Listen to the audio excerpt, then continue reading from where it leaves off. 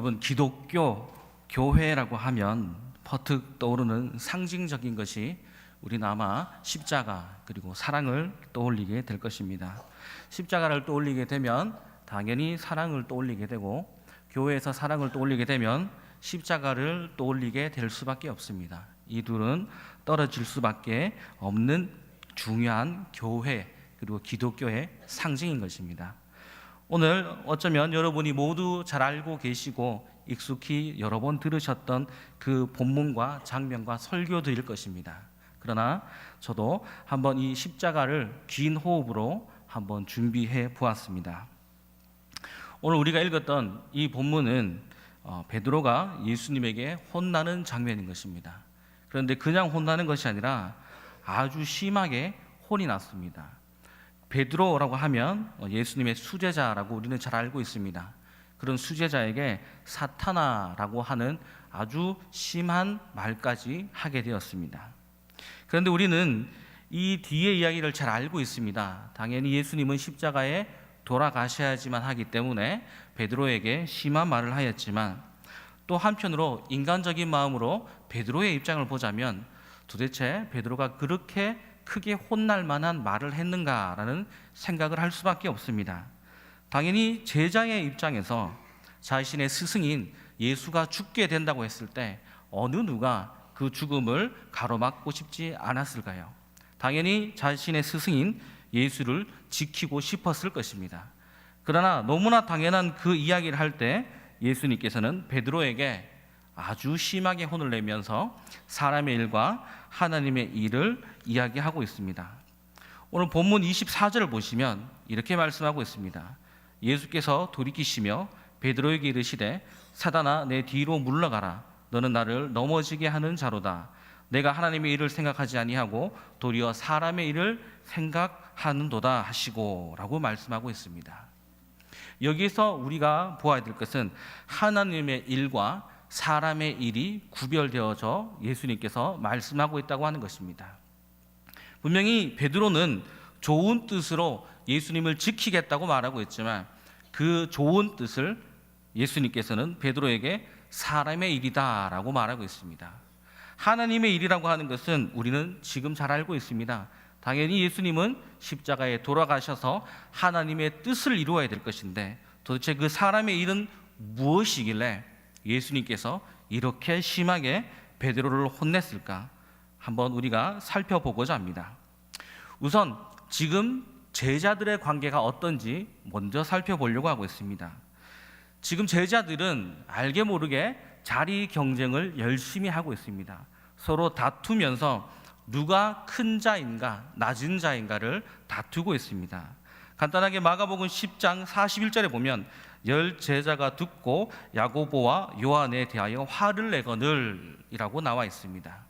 이 장면은 세베대의 아들 야고보와 요한이 예수님에게 가서 자신들을 좌우에 자리하게 해주십시오 라고 했을 때 제자들이 그 말을 듣고 다투고 있는 것입니다. 왜 다투고 있느냐? 내가 예수님의 좌우에 가야 되는데 왜 네가 먼저 예수님 옆에 가려고 하느냐라고 하면서 자신들이 더 큰지 작은지를 이야기하고 있습니다. 또 말씀 중에 누가복음 22장 24절에 보시면 또 그들 사이에 그중 누가 크냐 하는 다툼이 난지라. 이때는 지금 예수님께서 마지막 만찬을 하고 계시는 중에서도 제자들은 계속해서 다투고 있습니다. 내가 예수님께 더 큰 공로가 있다, 내가 예수님에게 더 큰 복을 받을 자다라고 싸우고 있습니다. 이 싸움의 이유는 무엇이냐 하면 이 제자들은 예수님을 하나님의 아들이라고는 충분히 이해하고 있지만 예수님이 하셔야 되는 일을 충분히 이해하지 못하고 있는 것입니다. 제자들은 예수님을 어떻게 생각했느냐? 예수님의 기적과 표적을 보면서 저분은 분명 하나님의 아들이 맞구나. 그러니 지금 로마 식민지에 있는 이 이스라엘을 독립시켜서 새롭게 이스라엘을 만들어내실 분이구나라고 생각하고 있습니다. 세속적이면서 정치적인 모습으로 예수님을 바라보고 있는 것입니다. 그러니 예수님이 다시 이스라엘을 만들어 놨을 때 자신들이 예수님 옆에서 공로를 세웠기에 우리로 말하자면 장관 자리 하나 얻으려고, 국무총리 자리 하나 얻으려고 열심히 예수님 앞에서 자신들이 크고 작음을 다투고 있는 것입니다. 쉽게 말해 제자들은 지금 예수님이 이 땅에 왜 오셨는지를 이해하지 못하고 있습니다. 그래서 예수님을 바라볼 때, 그리고 예수님 앞에 갔을 때 하나님의 일을 보는 것이 아니라 자신들의 일만 보고 있습니다. 내가 더 많이 공로를 세워야 되고, 내가 예수님 앞에 더 많이 사랑을 받아야 되고, 내가 예수님 앞에서 더 점수를 따야 된다는 생각밖에 없습니다. 그러니 그들은 다툴 수밖에 없는 것이고, 누구 하나 예수님 앞에 잘 보이고자 하는 말을 서로 하기 바쁜 것입니다. 그러나 예수님께서는 그런 제자들에게 싸우지 말라라고 말씀하시고, 낮은 자가 높아진다고 말씀하시고, 다투는 그 제자들의 발을 씻겨주시면서 섬기는 자가 높다라고 가르치고 있지만, 제자들은 끝까지 그 깨달음을 얻지 못하고 있는 것입니다. 그러면 도대체 이 다툼과 경쟁의 근본적인 원인은 어디 있을까요? 성경의 창세기 3장 5절에서 6절에 아주 잘 나타내어 주고 있습니다. 창세기 3장 5장에서 6절 말씀을 읽어드리겠습니다. 너희가 그것을 먹는 날에는 너희 눈이 밝아져 하나님과 같이 되어 선악을 알 줄 하나님이 아심이니라. 여자가 그 나무를 본즉 먹음직도 하고 보암직도 하고 지혜롭게 할 만큼 탐스럽기도 한 나무인지라. 여자가 그 열매를 따먹고 자기와 함께 있는 남편에게도 주매 그도 먹은지라. 여러분, 뱀이 사람을 유혹할 때 어떻게 유혹했느냐? 이것을 먹게 되면 하나님 같이 될 것이다 라고 했습니다. 그럴 때에 선악과를 보리 먹음직도 하고 탐스럽기도 하다라고 말하고 있습니다. 그리고 그 하나님처럼 된다는 꾀임에 넘어가서 선악과를 먹게 되었습니다.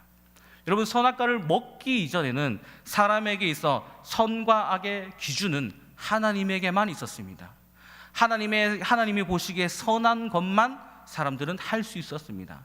판단의 기준은 오직 하나님의 말씀에게만 의지하였습니다. 그러나 선악과를 먹고 나서 우리 인간은 모두 하나님이 되고자 하는 것입니다. 그래서 모든 선과 악의 기준은 하나님에게 있는 것이 아니라 우리 각자 한 명 한 명 모두에게 선과 악의 기준이 다 따로 있는 것입니다. 여러분, 우리는 왜 전쟁을 하고 왜 싸움을 할까요? 전쟁을 하는 이유, 싸움을 하는 이유, 다투고 우리가 분쟁을 하는 이유는 내가 하나님이 되었기 때문인 것입니다. 내가 보기에 좋은 것을 가져야 되기 때문인 것입니다. 서로가 각자 좋은 것을 향해 가기 때문에 우리는 싸울 수밖에 없고, 내가 하나님이 되고 내가 판단 기준이 되고 내가 보기에 좋은 것을 가져야 되기 때문에 우리는 서로 분쟁할 수밖에 없습니다. 우리는 서로 다툴 수밖에 없습니다. 그리고 다른 사람보다 내가 먼저 가져야 될 것들, 내가 다른 사람보다 위에 있어야 될 것들을 우리는 생각하기 시작합니다. 여러분, 우리는 원죄라는 말을 익숙하게 듣고 있습니다. 우리는 원죄 말하고 있지만, 이 가운데 우리가 원죄를 크게 인식하지 못하고 있지만 우리는 오늘도 그 원죄에서 자유롭지 못하고 있지 않습니까? 우리는 오늘도 어떤 선택을 할 때에 하나님의 기준으로 선택하는 것이 아니라 다른 사람들과 비교하며 나에게 옳은 것을 가지려고 하고 있지 않습니까? 다른 사람보다 내가 우위에 있으려고 하는 마음이 우리에게 있지 않습니까? 하나님의 것을 생각하기 이전에 내가 좋은 것을 우리는 먼저 찾으려고 하는 것입니다. 바로 그것이 우리는 원죄의 모습을 그대로 가지고 있는 너무나 일상적인 모습인 것입니다. 제자들은 왜 다투며 분쟁하고 있습니까? 자신이 하나님이 되어야 되기 때문인 것입니다. 자신들이 좋은 것을 가져야 되기 때문인 것입니다. 그러니 베드로의 입장에서 보자면 예수님이 죽으시면 안 되는 것입니다. 자신이 공로를 세워야 하고 예수님의 점수를 잘 따서 예수님 앞에 잘 보여서 언젠가 자기가 좋은 자리 하나를 차지하여야 되기 때문인 것입니다. 그렇게 다시 본문을 바라보자면 베드로가 그 일이 예수님께 미치지 못할 것입니다 라고 했을 때 왜 예수님이 그렇게 혼을 내고 화를 내셨는지 우리는 이제 어느 정도 이해할 수 있습니다. 베드로는 정말 걱정된 마음으로, 진정 예수님을 원하는 마음으로 예수님을 막아선 것이 아니라 자신이 드러나야 되기 때문에 막아선 것입니다. 자신이 예수님 앞에 점수를 얻어야 되기 때문에 그런 멋있는 말을 했던 것입니다. 그리고 베드로의 입장에서는 예수님이 죽으면 안 되는 것입니다. 끝까지 살아계셔서 이스라엘을 새롭게 만들어서 나도 장관 자리 하나 올라가야 될 것이고 국무총리 자리 한번 앉아봐야 되는데, 예수님이 사라지게 되면 자신의 꿈이, 자신의 계획이 흐트러지는 것입니다. 이것은 베드로만이 아니라 12제자 모두가 똑같은 마음인 것입니다. 사람의 일이란 내가 하나님이 되어 내가 모든 것을 가지려고 하고, 예수님조차도, 예수님의 기적과 표적조차도 하나님의 것을 위해서 생각하는 것이 아니라 자신의 잘됨을 위해서 바라보게 되는 것입니다. 그러니 예수님은 그 베드로에게 사탄아라고 이야기하고 있는 것입니다. 사탄이 어떻게 사람을 유혹했습니까? 하나님처럼 될 수 있다라고 유혹했습니다. 온 세상의 기준이 바로 너라고 유혹하고 있는 것입니다. 베드로에게도 12제자에게도 그리고 오늘 우리에게도 사탄은 이렇게 유혹하고 있습니다. 무언가를 판단할 때 네가 좋은 걸 선택해라라고 말하고 있습니다. 다른 사람 어떻게 되든 상관이 없고 내가 잘 먹고 잘 살면 되지 않냐라는 것입니다. 다른 사람들을 깔아뭉개고 내가 그 위에 서서 내 하나 잘 살면 되지 않느냐고 묻고 유혹하고 있다라고 하는 것입니다. 그러나 예수님은 사람의 일이 아니라 하나님의 일을 해야 된다고 말씀하고 있습니다. 하나님의 일은 무엇입니까? 여러분이 너무 잘 알고 있지 않습니까? 바로 십자가를 지는 것입니다. 그렇다면 그 십자가를 지는 것이 도대체 왜 하나님의 뜻일까요? 여러분, 십자가를 통해 우리는 무엇을 보았습니까? 십자가를 통해 하나님의 사랑을 볼 수가 있었고, 십자가를 통해 나의 죄를 볼 수가 있었고, 십자가를 통해 내가 죄 짓고 있는 사람이라고 하는 것을 보게 만드셨습니다. 그러나 이것이 어떤 의미를 가지고 있는가 우리가 조금 더 들어가 보자면, 예수님께서 직접 죽으셔야만 했던 것입니다. 그러나 예수님은 자신이 죽을 것과 십자가의 고통이 어떤 것인지 아시면서도 이 땅에 내려와 주셨습니다. 왜냐하면 그것이 하나님의 뜻이라고 하는 것이기 때문입니다. 마태복음 26장 39절에 보시면, 조금 나아가사 얼굴을 땅에 대시고 엎드려 기도하여 이르시되 내 아버지여, 만일 할만하시거든 이 잔을 내게서 지나가게 하옵소서. 그러나 나의 원대로 마옵고 아버지의 원대로 하옵소서 하시고. 여러분, 예수님은 충분히 도망가실 수 있었을 거라 생각합니다. 예수님은 십자가 아니더라도 다른 방법을 선택하실 수도 있지 않았을까라는 생각을 저는 해보게 되었습니다. 그러나 예수님께서는 이 기도문에서 어떻게 말씀하셨습니까? 아버지의 뜻대로 하라고 말씀하고 있습니다. 예수님의 기준이 아니라, 예수님도 그 기준이 있고 예수님도 판단할 수 있는 것이 있었지만 예수님이 그것은 덮어두셨습니다. 누구의 판단 기준으로 올라갔습니까? 아버지의 뜻대로 하였습니다. 나의 뜻이 아니라 아버지의 뜻대로 십자가를 지고 올라가셨습니다. 그 십자가에서 보여주신 아버지의 뜻은 우리를 구원하는 뜻이었습니다. 그 뜻을 우리에게 보이시며 예수님께서는 자신의 것을 내려놓고 있다라고 하는 것입니다. 그리고 그 십자가를 통하여 우리에게 말씀하고 있는 것입니다. 여러분, 십자가에 올라가셨을 때 예수님께서는 이렇게 말씀하셨습니다. 다 이루었다라고 말씀하셨습니다. 이것을 쉽게 얘기하자면 다 이루었다, 값을 지불했다라고 말하고 있습니다. 내가 다 샀다라고 하는 것입니다. 무엇을 사셨습니까? 무엇에 대한 값을 지불하셨습니까? 우리를 살리고자 값을 지불하셨고, 우리를 살리고자 우리의 영혼들을 사버린 것입니다. 자, 그러면 여러분, 우리가 한번 생각해 볼 것이 있습니다. 우리는 벌레만도 못한 자들이었고 죄가 무엇인지 모르는 자들이었습니다. 그리고 우리가 지옥에 간다 할지라도 하나님이, 그리고 예수님이 굳이 신경 쓰시지 않으셔도 될 만한 정말 낮고 낮은 자입니다. 그런데 예수님이 십자가에서 값을 다 지불하셔서 우리를 사셨다고 하고 있습니다. 그렇다면 우리의 가치는 어디까지 올라가게 될 것일까요? 예수님의 목숨값으로 우리를 살리셨으면 우리의 값어치는 예수님의 값어치대로 올라가게 된 것입니다. 왜 하나님은, 그리고 예수님은 우리를, 이 미천한 존재를 그렇게 높은 존재까지 올려놓으셨을까요? 우리가 예수님의 값어치가 되었을 때 하나님은 우리에게 자녀라고 하는 칭호를 하시며 우리를 자녀 삼아 주셨습니다. 그냥 자녀 삼아 주신 것이 아니라 우리가 예수님의 가치로 올라간 만큼 우리에게 예수님이 하신 일을 요구하고 있다고 하는 것입니다. 예수님에게 요구하는 것이 무엇이냐? 아버지의 뜻을 이루라고 하는 것입니다. 우리를 그냥 살려주신 것이 아니라, 우리의 값어치를 그냥 올려주신 것이 아니라 우리에게 맡기신 사명이 있다고 하는 것입니다. 그 사명이 무엇이냐? 십자가를 지고 따라오라고 말하고 있는 것입니다. 그 십자가를 통해 우리는 하나님의 사랑을 알고 예수의 사랑을 보았습니다.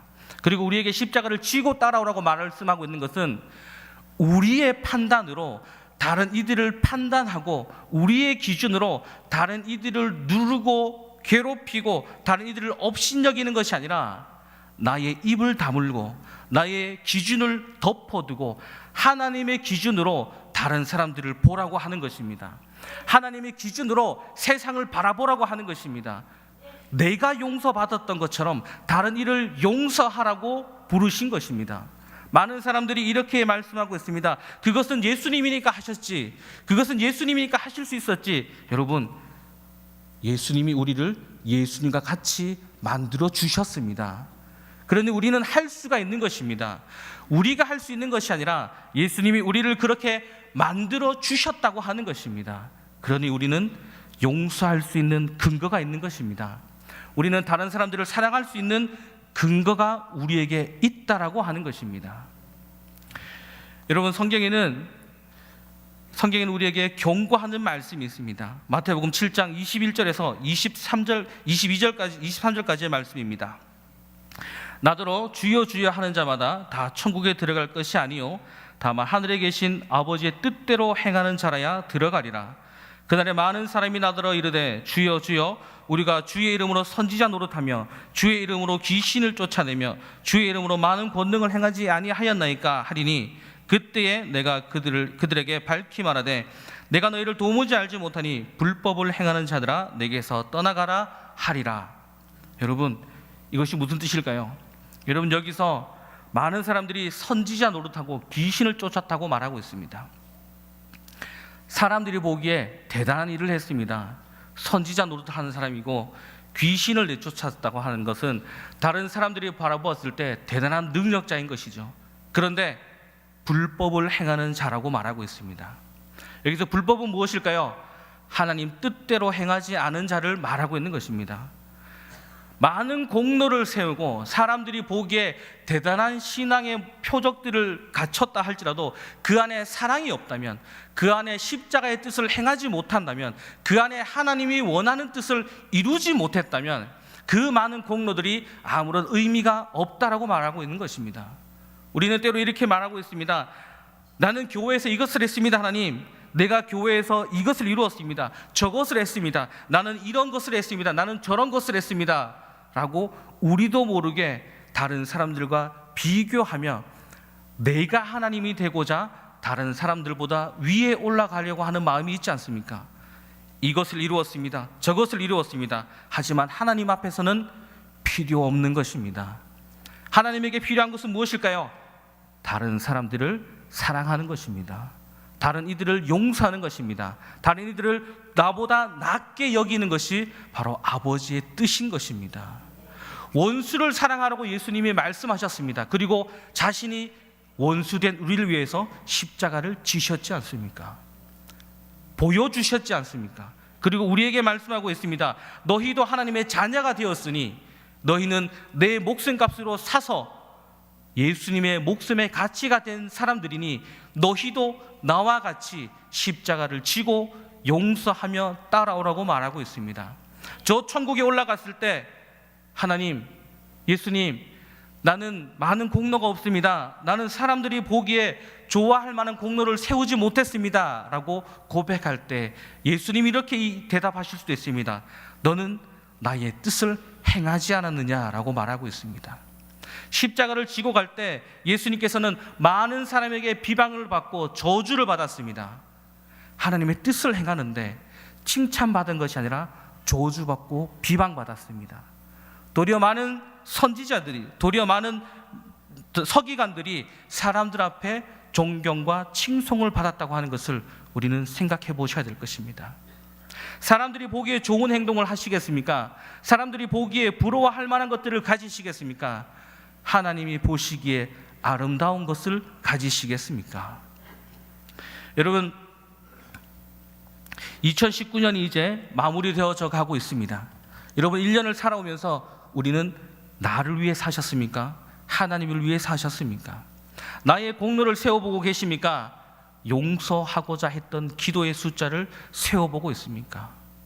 여러분, 이제 2020년이 다가오고 있습니다. 새로운 신년을 맞이하면서 비전이 이끄는 교회라는 우리 구미 상모교회의 표가 있습니다. 저는 이 표를 볼 때 앞에 한 가지를 더 붙였습니다. 십자가의 비전이 이끄는 교회가 되게 해주십시오. 지역사회에 나갔을 때 십자가의 기준을 가지고 다른 사람들을 판단하며 내가 더 높네 낮네를 싸우며 분쟁하며 서로 싸우는 성도님들이 아니라 누군가를 관용하며 누군가를 덮어주며 또 쓰러져 있는 자들을 위해서 먼저 기도하고 사랑의 손길을 먼저 내밀어서 다른 세상 사람들이 싸우는 그 자리에 여러분이 가셨을 때 용서의 자리가 되셨으면 좋겠습니다. 그러한 여러분들을 되셨으면 좋겠습니다. 그러한 상모교회가 되시기를 축원합니다. 그리고 예수님은 십자가에서 마지막으로 우리에게 보여주신 것이 바로 부활인 것입니다. 여러분, 부활하시고 나서 예수님은 베드로에게 갔습니다. 여러분, 베드로는 예수님 앞에 호언장담했습니다. 그 일이 미치지 못할 것입니다. 그리고 예수님을 배신해버렸지 않습니까? 그리고 자신의 공로를 알아줄 예수님이 이 세상에 사라졌을 때 제자들은 뿔뿔이 흩어져 자신들의 고향으로 내려갔습니다. 여러분, 한번 생각해 보십시오.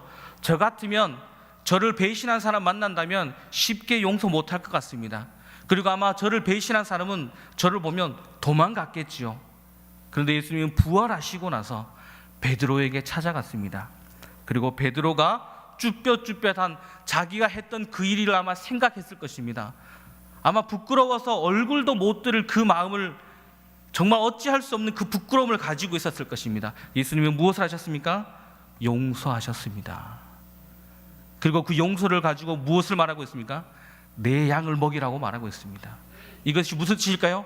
내가 너를 용서했던 것처럼 너도 용서하는 마음을 가지고 보라라고 하는 것입니다. 왜 베드로에게 이런 일이 있었어야만 될까요? 이걸 겪지 않고는 깨닫지 못하기 때문인 것입니다. 여러분, 우리 1년을 한번 돌아보십시오. 혹시나 내가 하나님 앞에 지금 당장 간다면, 혹시나 내가 지금 십자가 앞에 무릎 꿇고 예수님을 만난다면 부끄러워할 만한 1년을 보내진 않았습니까? 아직도 우리는 나의 공로를 드러내고 아직도 나는 내가 하나님이 되려고 하는 사람의 일을 생각하고 있지 않습니까? 여러분, 새로운 신년에는, 다가오는 신년에는 나의 일이 아니라, 사람의 일이 아니라 하나님의 일을 생각하는 여러분이 되시기를 축원합니다. 하나님이 보시기에 부끄럽지 않은 여러분의 새로운 2020년이 되시기를 간절히 축원합니다.